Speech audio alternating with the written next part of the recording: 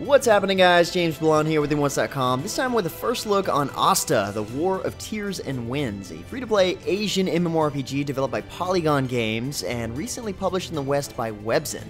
Now, the game has been in development since 2010. It's built on the CryEngine 3, which makes it available to a lot of players because it can run on lower spec PCs without a whole lot of problems, and it still looks decent. But then again, due to its age, the visuals still kind of look dated and very much like World of Warcraft. In fact, the game has been playable in Korea for several years now, and it's been coined the Asian World of Warcraft, just to give you an idea.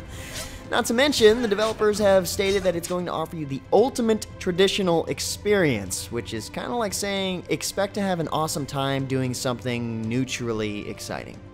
I don't know, maybe not. So with that said, the game has now returned into open beta after its first initial beta test back in November of 2015, with several changes, including the introduction to the cash shop and streamlining some more of the gameplay. So I'll hop in and show you guys what to expect. So starting out with the faction selection screen here, which is very familiar to us, we've got two warring factions, the Asu and the Aura. Pretty standard red versus blue here with the ideal setup for realm versus realm and guild battles, and on each side you'll notice that they've got specific races. So the Asu have humans, Draconians, which are the most unique, and the Kardashians, the Tigerians. Yeah, the cat-like race. The Aura has the humans as well. The Doka, which is kind of like an orc-like race, but, on a diet. And the Yayo, which is more like an elf race. Now, you'll notice that each race is limited to certain classes. So, first off, taking a look at the human, we've got all of the classes available to us here. We've got the warrior, the rogue, the archer, the mage, and the healer. So as the human, you're not limited when it comes to gender or classes, but for every other race, you only have a few options, like the Draconian race, for example, can only be male and only a warrior class. Kind of limited there. Similarly, on the Aura side, let's go back here, the Doka can be male, but has the option for a warrior or the rogue class. The Yayo can be a mage or a healer, and can also be male or female. And then back over to the Asu faction, let's go back again. The Tigerians can be either male or female, but have to be an archer or a rogue.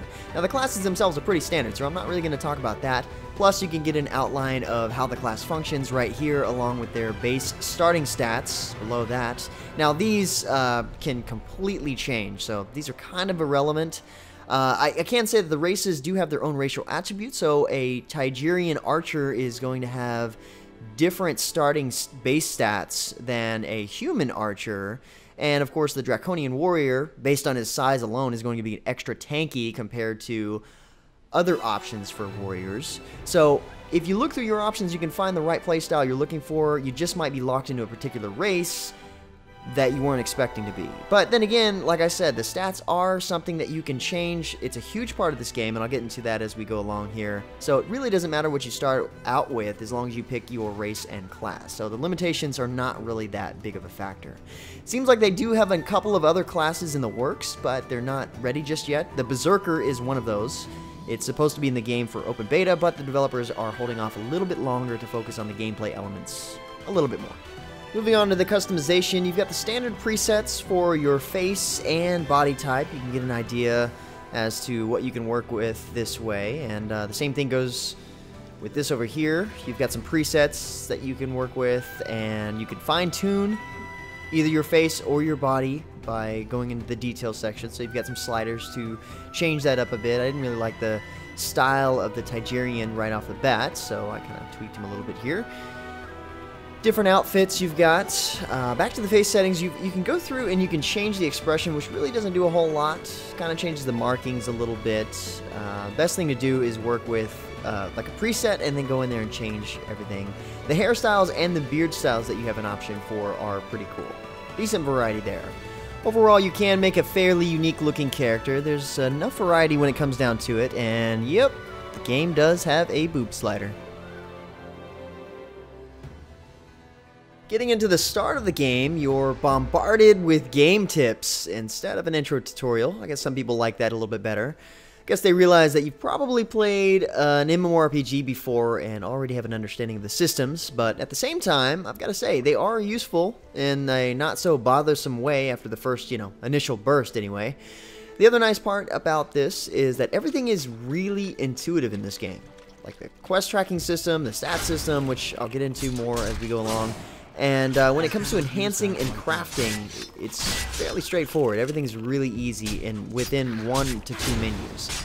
Now, the quest tracking system in the game lets you click on the number of the quests, and then it puts a pointer at your feet that shows you the direction to your next quest or quest objective. It's kind of like ArcAge, except it only lets you select one quest at a time, but it's still nice. It also shows you the areas where you'll find your quest objectives on the minimap, like you're used to, and visually, everything is brightly colored, kind of like WildStar almost, with the quest objectives either highlighted, at least enough so they catch your eye when you're running by, so that way you don't have to look at the context of what you're actually looking for in your quest, or they have this icon next to their name, which means that they need to die, or that it's part of your quest. Definitely got to hand it to this game. It's got a lot of well-appreciated quality of life features. But as for the questing itself, it's pretty standard, and by that I mean pretty bland and what we're used to seeing in traditional MMORPGs. Every quest is a go see this person, go kill 2 or 3 monsters, bugs, wolves, what have you, find my box of crap that's literally 10 feet behind me in broad daylight and I can't pick it up myself. Can't really sugarcoat it, but I'm gonna try. There was a quest that had me retrieve a fish balloon that was attached to a roof, so that meant I had to get up on top of the roof and then actually figure out how to work my way over to the part of the roof where the balloon was at and grab it. Only one that really took much thought, so there you go. I sugarcoated it a little bit. It was kind of like that Lost Cat quest in Black Desert, if you know what I'm referring to. I can say, though, they did okay with the open world quests, which are like the dynamic quest events in Guild Wars 2. It's a nice change of pace and a good way to get some better gear rather than waiting for the next standard piece of gear from the storyline quests. Anyway, yeah, general questing, pretty standard. It does get repetitive picking up boxes for NPCs that are pretty much standing right next to them. Don't make such a fuss. But what's more is that the NPCs themselves are kind of depressing, and what I mean is like what they say. You have to interact with them a lot, and every time their line is, "I will let you know when I am good enough." Did you enjoy my story? Really sounds like he has absolutely no confidence whatsoever. Then again, he's not the hero in this story, I am. Otherwise, he would be out there killing 5 Earth Divine Spirits and collecting a suspicious rock that's right there next to him. I will let you know when I am good enough. Yeah, you do that. Oh, and this guy, of course. I don't even have words for this. Showing enemies mercy is an unnecessary extravagance. Anyway, the combat in the game is standard tab targeting, and you can actually move while attacking, although there's not really a point, except when you do come across enemies that have telegraphs indicating that they're going to attack in an AoE. It's kind of rough, though, seeing that there isn't really a roll or dodge mechanic, so if you see a telegraph, you better start slow-walking your way out of it, or you're going to take all the damage. You can jump with spacebar, but as much as you might think it will help, it doesn't. Movement, of course, is based around W, A, S, and D, or you can double-click to an area to move there. It's your choice. Your abilities are set up on 1 through 0, and then shift 1 through 0, and control 1 through 0 as you gain more. They automatically upgrade and bind themselves to your hotbar as you level up, but you can rearrange them in any particular fashion you like. And you get new abilities pretty quickly. So every couple of levels you get new abilities as well as upgrades to your existing ones. The rogue here has a stun that is clearly useful for closing the distance to your target, so I use that one a lot. And getting a quick attack in afterwards without taking too much damage in the process because they are knocked unconscious. I usually use this and then follow it up with a heavy-hitting smash on 2 and 4. Hit shift 4 to turn on my dash here, which gives me a little bit more power at the sacrifice of some HP. Pretty much every time they're low health, though, they try to run away, but it's really no use. I kill them with a melee attack from a distance, which is always funny, if the damage over time doesn't get them in the first place. Every once in a while, you get to use a combo attack if you press F, but I haven't quite figured out what is required first off in order for that to be an option. And it's kind of rough dealing with multiple targets as a rogue class, just because there's nothing really in terms of AoE. So you've got to try to single out your targets in this case, otherwise suffer health loss. But with that said, it's also nice that I have a first aid type ability that I can use outside of combat in order to heal without using health potions. Beyond that, you also have a special ability, so to speak, that you can use once you've activated it by killing enough stuff, basically. The neat part about this is that it can actually be swapped out like a piece of gear in order to provide you with different things, different actions. The one I've got currently casts a decent amount of fire damage and an AoE of about 5 meters. As you can tell, it's not really that devastating when it comes to casting on this one monster, but in higher level gameplay, I can imagine it coming in handy and being a lot more powerful, especially as a way to change one of your abilities to fit a unique playstyle as you collect them. So you come across these a couple of times as quest rewards as you level, but you can also find them as drops from some of the public boss fights. That's where I got my last one. As you level up, of course, you can earn stat points, like I've been mentioning, 5 to 10 at a time. You can put those into 4 different categories: attack, vitality, impact, and energy. It's pretty straightforward as to what they do, but what's really unique is how easy it is to increase your stats in this game in various ways. So besides just increasing your stats by leveling up like you normally would in any other MMORPG, you can also roll stats through this enhancement feature. You get 1 free roll per day, but when you roll it, it rolls for all your stats, and it can actually increase them quite a lot at one time. In fact, some of your training quests that you get later on will try to get you to roll up to a high number in order to increase your stats as a quest. So it's kind of like an incentive to do so, and in return, it rewards you with even more rolls. Part of it is a bit of a gamble because it does have the chance to reduce your stats as well, indicated by the red numbers, as you can see there. But you can choose not to accept those changes at the sacrifice of your roll, if you know the roll is going to put you behind in a bad way. Now, the reason why I have so many rolls here is because you also earn Fate Stones, and a lot of them at that. Each one equals a free roll on the stat enhancer, so if you start out with like 30 or so free rolls, by the time you're done rolling, you're going to have some beast stats that really make a difference. And if all else fails, you can also spend in-game copper and silver to roll. And from what I can tell, there's not a limitation to it, so you can just spam this as much as you want until you run out of money. It's kind of interesting how that works. Now, there's also another system in the game that works in a really similar way, the Divine Spirit system. Just like normal enhancements, you get a free summon every day, and they have different rarities and a variety of different abilities that are useful to your character. Every certain level, you get to equip another one once you've unlocked another slot, but you can also summon several at a time, and then merge them together for EXP to increase their power. I managed to get a level 21 Divine Spirit after combining like 6 to 8 of them together, but it says it's scaled down to my level, so I'm still able to use its benefits.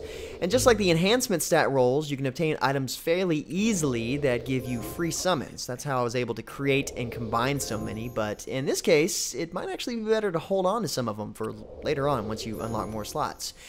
Either way, it's easy to say that these enhancements are a major focus in character development in this game, but beyond that, you also have a talent system that's very similar to Vanilla WoW's talent system that lets you further modify your skills in addition to gaining new active skills, so skills galore.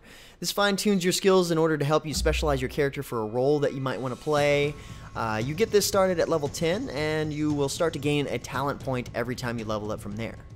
Now, like I said previously, in the first initial beta, the cash shop wasn't available, but now it is. Now you've got a couple of options for cash shop purchases, which are here. You've got real cash currency, which is the Webzen coin. It's got its own cash shop with boosters and item packs, a couple of services, make things a little easier, character slots, whatever. Nothing to really make the game unbalanced that I've seen. You've got mounts and pets, and now I've got to admit, this is really cool. You can actually preview the mounts and pets in a cool way. Instead of just seeing a picture of them in a little window, you actually get to sit on your mount or have the pet set next to you, which is really cool. If you start to move, obviously it ruins that, but you can decide before you purchase them, and I've got to admit, they've got some pretty sick looking mounts in this game. Very Asian, but I think I even saw an awesome flying mount. Either way, they're impressive. Minus the one, of course, you get for free. It's a wooden cart shaped like a fish that makes a lot of noise, and it really isn't much faster than walking. I think I'll walk, thanks. Then you've got soul stones, which are like an in-game currency that you earn slowly by playing the game, or you can actually purchase them with real money, of course. Earning them in the game is actually really slow. You gain like one every 20 minutes of game time, so it's really meant to function in addition to you buying them. With these, you can purchase pretty much the same mounts and pets as an example, they just won't be permanent, so that's how that works. But anyway guys, that's my overview on ASTA. I really didn't get a chance to go over a lot of the other features in the game, but you've got pretty much all of the MMORPG elements you could possibly want in this one. Open world PvP, 1v1 duels, team and class arenas, PvP battlegrounds, guild versus guild battles, challenge dungeons, storyline dungeons, and raids, of course. Honestly, if you're looking for an alternative to World of Warcraft or a WoW clone, this is probably one of the best options I could actually recommend to you, and I mean that as a good thing. I now know what they mean by offering a solid but traditional MMORPG experience. There's nothing new here, but it's really polished. So yeah, if you want to find out more about the game, hit up the game profile at MMOHuts.com, but also check out the giveaway section. Seeing that the game is in open beta, but still in development, we've got a special event going on, a contest if you will, that will ultimately let some of you guys name some of the NPCs in the game and earn some cool bundles and booster packs for the game. Be sure to at least check it out if you're interested in playing the game. As always, thanks for watching, but until next time guys, that's going to be it for me. Hasta la vista, baby. Sorry, I had to do that. I'm James Blonde. See you out there, gamers.